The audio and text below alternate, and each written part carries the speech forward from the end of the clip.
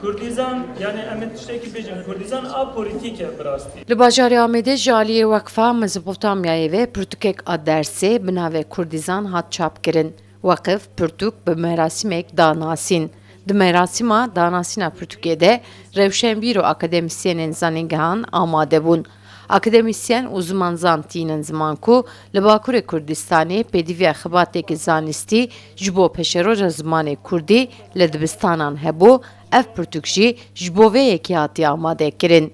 Di piyasaya Kurdî de em dixwazin ev pirtûk bibe hem dibistanan da hem di kursên taybetî de hem saziyên fermî û gêrî fermî de û li zanîngehan em dixwazin wek pirtûka dersê bê bikaranîn û bela be. Ji xwe 6 sal me dest pê kiriye pêvajiyekê 6 salan e tecrübeya 6 salan e ez bixwe wek mamosteyê Kurdî pisporê perwerdeya Kurdî profesorê Kurdî li zanîngeha Artuk li ev 6 salin divê pirtûkê de ji xwe ez ders didim. Kurdizan ji bo yek hinekî kurmancî zanin û hinekî dikarin biaxivin lê baş na. Ji bo wan xîtabê wan dike û bawekî profesyonel bi teknîkek profesyonel û ji aliyê çar akademisyenan hatiye amadekirin ku yek jê ezim.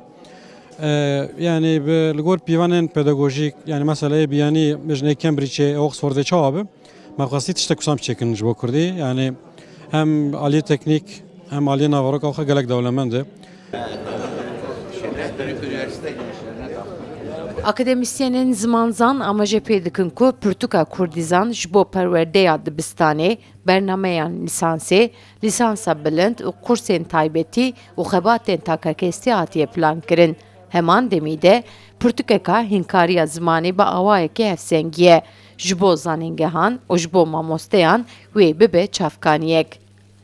Xwe ji bo me mamosteyên Kurdî ji ber ku em di akademî de xwendekarên me lîsansa bilind doktora bi hezaran bûne û êdî her yek ji wan wek mamoste li piyaseyê li derva navgel de dixebitin.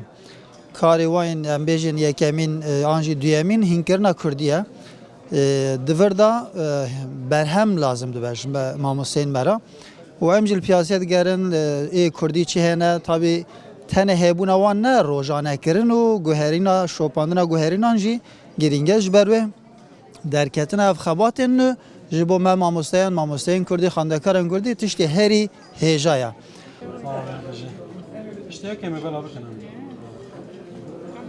Pirtûka Kurdizan wekî seta hînkariya Kurdiyê ji sê astan pêktî. Her as jî ji du pirtûkan pêktî. Xebata vêga bi zaravayê kurmancî hatiye amadekirin. Lê ji bo peşerojê amêdekariyên zaravayên zazakî soranê jî tê kirin. Ji alî din ve pirtûk bi dengî jî tê guhtarkirin. Sevda Kaplan, Kurdistan TV, Amed. Mêvanên me hene, ji ber vê ez hatim bazarê. Mêvanên wekî ne?